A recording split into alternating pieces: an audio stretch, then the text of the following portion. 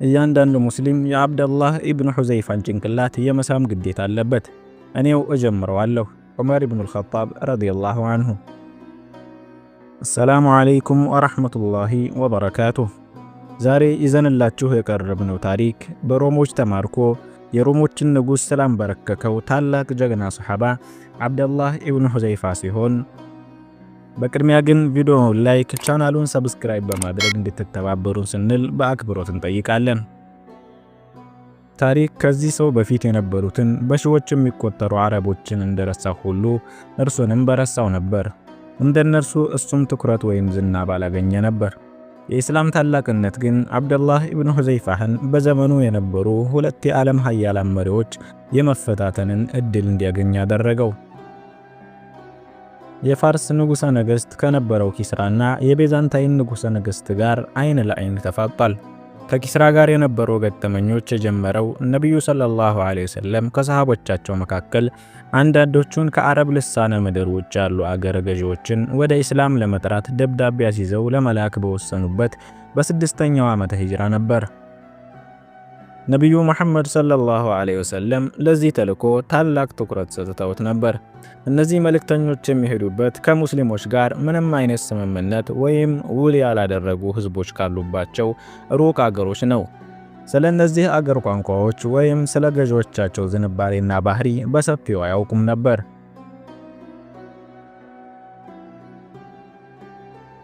ገዢዎቹ ሃይማኖታቸውን እንዲተዉ፣ ስልጣናቸውንና ዝናቸውን እንዲለቁ እንዲሁም ከጥቂት ጊዜ በፊት ባሪያዎቻቸው የነበሩትን ህዝቦች ሃይማኖት እንዲቀበሉ ማድረግ ነበረባቸው።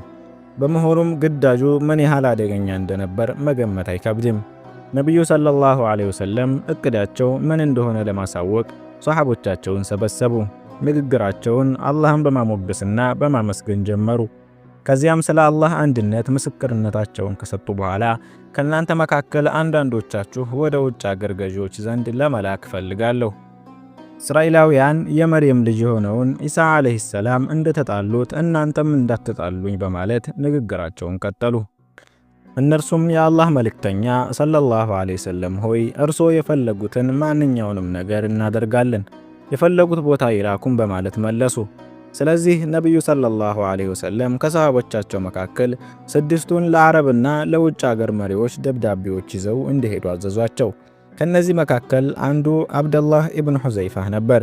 የነቢዩን ሰለላሁ ዐለይሂ ወሰለም ደብዳቤ ለፋርሱ ንጉሥ ለማድረስ ተመረጠ።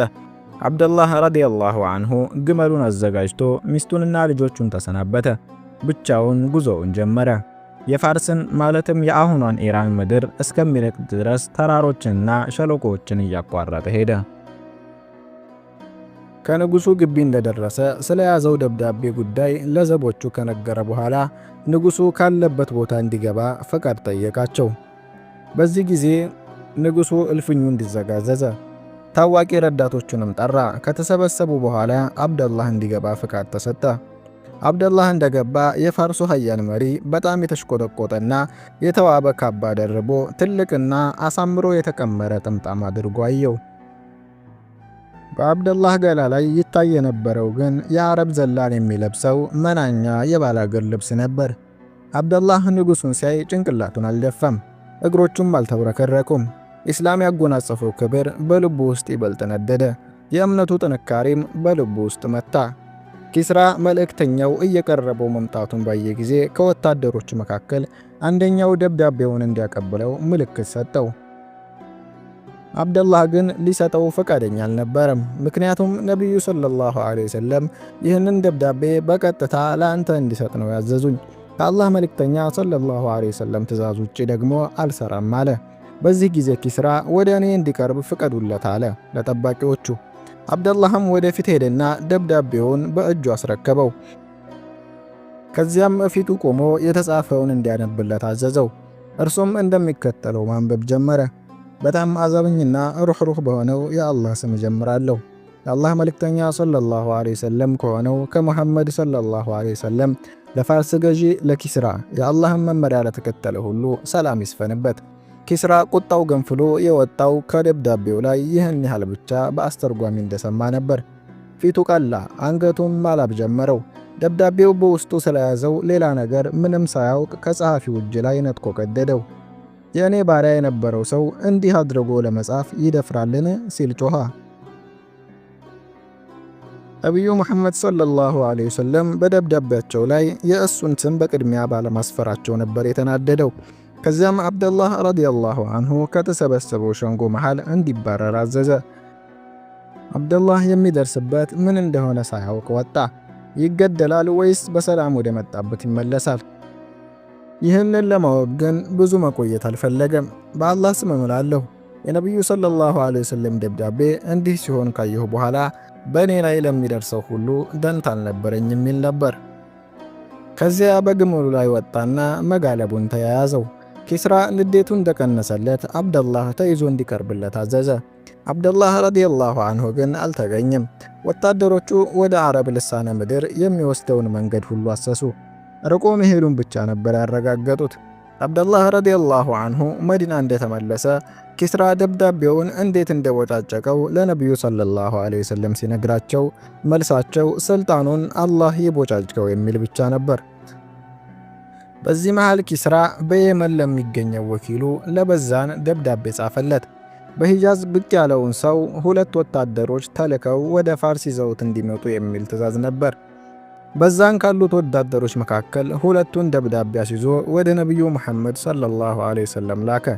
ደብዳቤው ነቢዩ ሰለላሁ ዐለይሂ ወሰለም ያለ አንዳች መዘግየት ከ2 ሰዎች ጋር ሆነው ከኪስራ ፊት እንዲቀርቡ የታዘዙበት ነበር። በተጨማሪ 2ቱ ሰዎች ስለ ነቢዩ ሙሐመድ ሰለላሁ ዐለይሂ ወሰለም የቻሉትን ያህል መረጃ እንዲሰበስቡና ጥሪያቸውንም በጽሞና እንዲያጤኑ በዛን ጠይቋቸዋል። ሰዎቹ በአፋጣኝ ጉዞ ጀመሩ። ጣይፍ እንደደረሱ ጥቂት የቁረይሽ ነጋዴዎችን አግኝተው ስለ ሙሐመድ ሰለላሁ ዐለይሂ ወሰለም ጠየቋቸው። የስሪብ ውስጥ ነው አሏቸው። ቁረይሾቹም እጅግ ተደሰቱ። ይህኔ ለነሱ መልካም ብስራት ስለነበር በየቦታው እየተዟዟሩ ለሌሎች ቁረይሾች ደስ ይበላቸው፣ ኪስራ ሙሐመድን ሰለላሁ ዐለይሂ ወሰለም ለመያዝ ስለተዘጋጀ ከእሱ መጥፎ ሥራ ትላቀቃላችሁ በማለት ጮቤ ረገጡ። ይህ በእንዲህ እንዳለ 2ቱ ሰዎች በቀጥታ ወደ መዲና ሄደው ነቢዩን ሰለላሁ ዐለይሂ ወሰለም አገኟቸው። የበዛንን ደብዳቤም ሰጧቸው። ንጉሡ ነገሥቱ ኪስራ የእኛ ንዑስ ግዛት አስተዳዳሪ የሆነውን በዛን እርስዎን ለማግኘት ሰዎቹን እንዲልክ ጻፈለት። በዚህ መሠረት እኛ እርስዎን በቁጥጥር አውለን ለመሄድ ነው የመጣ ነው። በፈቃደኝነት ከመጡ ለእርስዎ ጥሩ እንደሚሆንና ቅጣቱን እንደሚተውልዎት ኪስራ ተናግሯል። እምቢ የሚሉ ከሆነ ግን የእሱ ቅጣት ምን ያህል የከፋ እንደሆነ ያውቃሉ። እርስዎንና ሕዝብዎን ለማጥፋት ኃይል አለው በማለት አሳሰቧቸው። ነቢዩ ሙሐመድ ሰለላሁ ዐለይሂ ወሰለም ፈገግ ብለው ዛሬ ወደ ድንኳናችሁ ሂዱና ነገ ተመልሳችሁ እንድትመጡ አሏቸው። በሚቀጥለው ቀን ወደ ነቢዩ ሰለላሁ ዐለይሂ ወሰለም መጥተው ኪስራ ፊት ለመቅረብና ከኛ ጋር ለመሄድ ዝግጁ ነዎትን ሲሉ ጠየቋቸው። ከዛሬ ጀምሮ ኪስራን አታገኙትም አሉ ነቢዩ ሰለላሁ ዐለይሂ ወሰለም።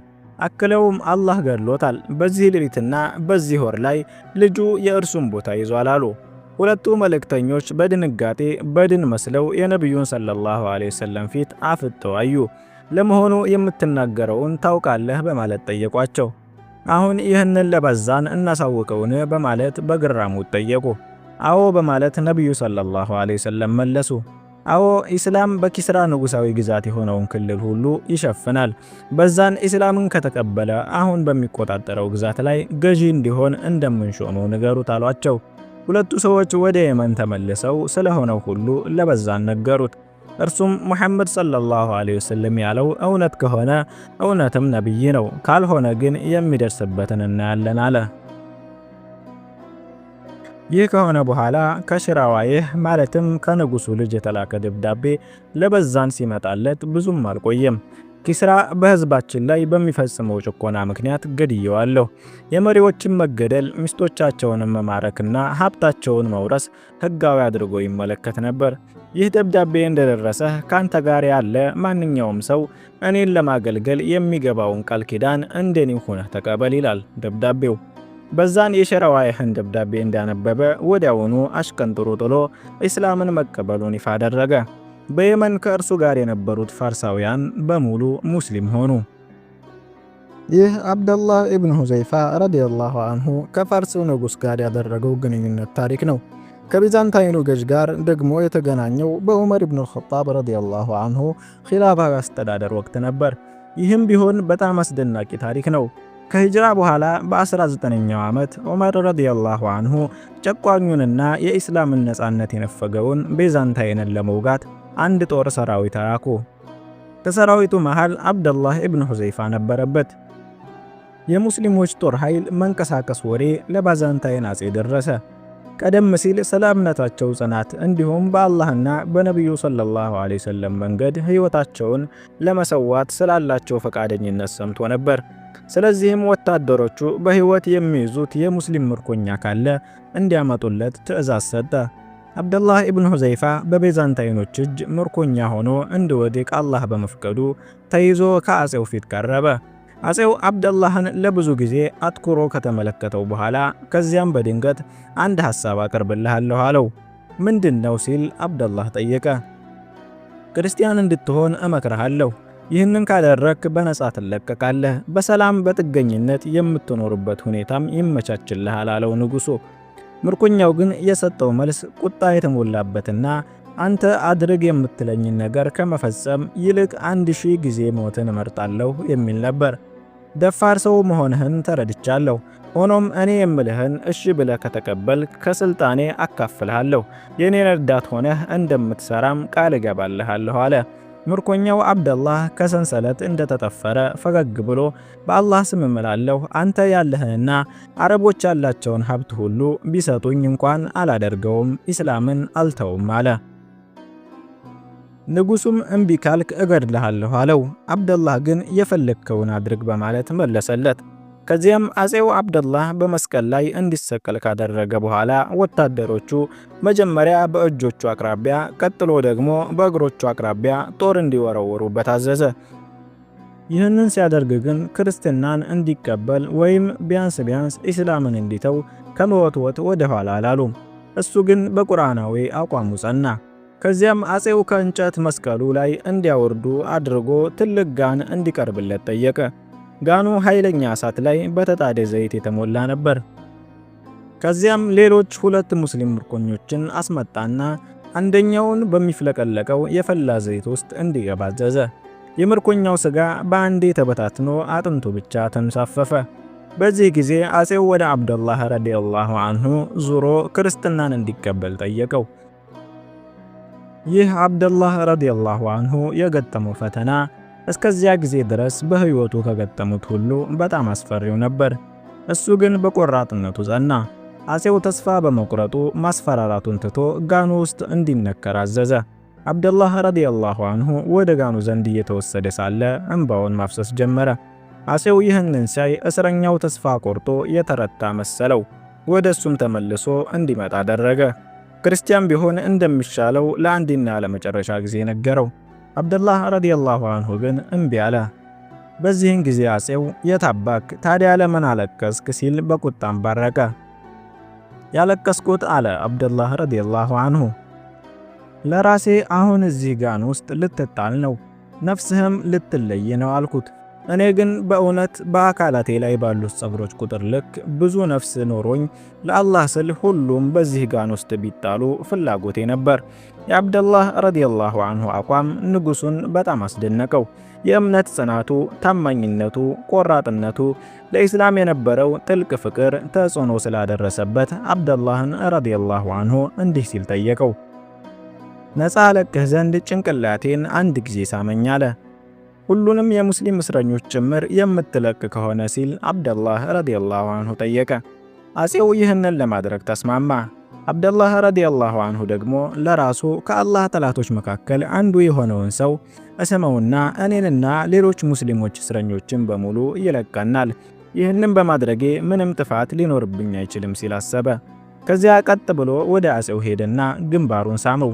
ሁሉም ሙስሊም እስረኞች ተለቀው ለአብደላህ ረዲየላሁ አንሁ ተሰጡ። በመጨረሻም አብደላህ ኢብኑ ሁዘይፋ ረዲየላሁ አንሁ ወደ ዑመር ኢብኑ አልኸጣብ ረዲየላሁ አንሁ መጣና ስለሆነው ነገር ሁሉ አወራቸው። ዑመር ረዲየላሁ አንሁ እጅግ በጣም ተደሰቱ። እያንዳንዱ ሙስሊም የአብደላህ ኢብኑ ሁዘይፋን ረዲየላሁ አንሁ ጭንቅላት የመሳም ግዴታ አለበት፣ እኔው እጀምረዋለሁ በማለት ከተቀመጡበት ተነስተው የአብደላህ ኢብኑ ሁዘይፋን ጭንቅላት ሳሙ። የዛሬው ታሪካችን ይህንን ይመስል ነበር።